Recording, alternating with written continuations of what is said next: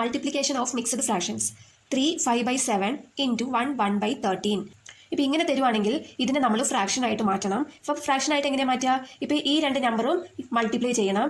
ആ കിട്ടിയ ആൻസർ ഇവിടെ പ്ലസ് ചെയ്യണം. ഓക്കെ, ഇപ്പോൾ 7 × 3 7 × 3 പ്ലസ് 5/7 ഇൻറ്റു ഇവിടെ അതേപോലെ തന്നെ 1 × 13 പ്ലസ് 1/13.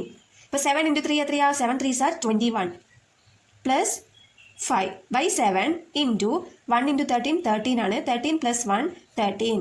ഇപ്പോൾ ഇത് നമ്മൾ ആഡ് ചെയ്യാം. 21 പ്ലസ് 5 എത്രയാ? 26/7 ഇൻറ്റു 13 പ്ലസ് 1 14/13. ഇപ്പോൾ നമുക്ക് ഫ്രാക്ഷൻ ആയിട്ട് കിട്ടി അല്ലേ? ഇനി നമുക്ക് ഇതിനെ ക്യാൻസൽ ചെയ്യാവുന്നതേ ഉള്ളൂ. ഒരു ന്യൂമറേറ്ററും ഒരു ഡിനോമിനേറ്ററും ആണ് ക്യാൻസൽ ചെയ്യേണ്ടത്.